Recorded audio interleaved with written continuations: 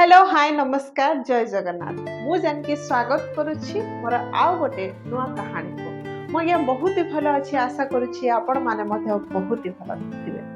तो चलंतु सांग माने आरंभ करबा कहानी रे गोटे कृषक थिले गोटे गरीब कृषक शांत स्वभाव लोक ता पाखरे दुईटा माठिया थिला गोटे भल माठिया आ गोटे फटा माठिया।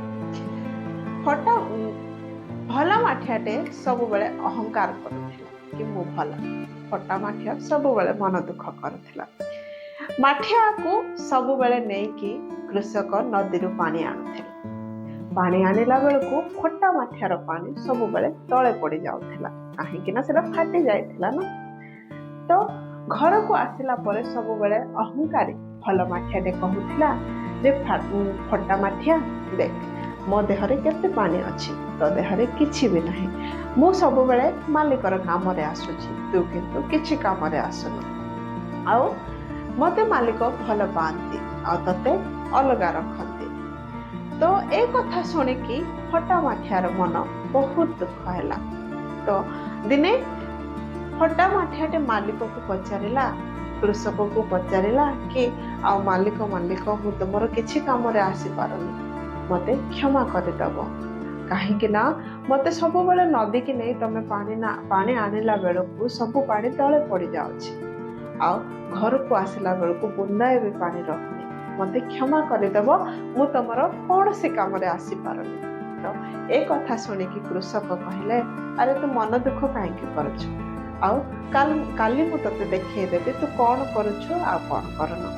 तो ता पर दिन सेमती कृषक नदी को पानी आनिबा को गले। नदी रो पानी आनिला बेलको कृषक से फटा माठिया को कहले आओ देख तळ को टिके आखि बुले के देख।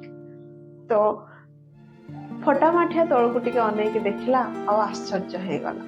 तापरे मन खुशी हैला किंतु घर को जते बेला आसिला पुनी मन दुख कला आ कहिला मालिक आज मध्य मु तुमरो किछि भी साहाଯ୍य करि पारेली ने सब पानी तळे पड़ी गला।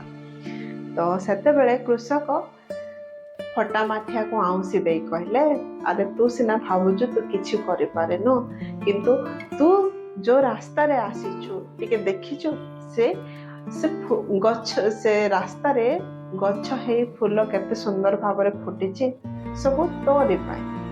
तू जदि सेठी पानी पकई न थांतु तोर जदि सेठी फाटी न थांता तो कळ तो माठिया जदि फटा हे न थांता ताहले से माठियार पानी सेठी पड़ी न थांता आ से गछ माने केते सतेज हेथिले तो देखि पारुछु आ से फूल को देखि लोक माने केते आनंदित होथिले से कथा तो देखिछु। तो ए कथा जते बेले फटा माठियाटे सुनिला बहुत खुशी हे गला तार उदास मन को बहुत शांत मिलेला आ सत प्रकृत कथा एहाला कहानी रो मर्म कथा एहा कि आमे सब बेले निजको छोट बोली भाबी था अन्य मानको आम निज सहित तुलना करी हमको सब बेले छोट लागि था आमे केबे से भले भाबिबा कथा न हमर जो छोटपण अछि सेटा ही हमको यूनिक बनाउछि। हमर से संघर्ष हमर से छोटियापन हमको यूनिक बनाउछि। तेणु करी केबे भी निजको अन्य मानक सहित तुलना न करी आमे जेमिति अछु श्रेष्ठ अछु भगवान हमको जेमिति सृष्टि करिसंती आमे श्रेष्ठ बोली कि निजको भाबी कि आनंदित हेबा कथा काहेकि ना भगवान केबे भी समस्त को समान भावरे गढ़ी न थांती। तेणु करी आम मन को छोट न करी आमे खुशी रे बचिबा कथा। जदि स्टोरी टी भल लगी कहानी टी भल लगी तेबे लाइक शेयर सब्सक्राइब निश्चय करेंगे। जय जगन्नाथ।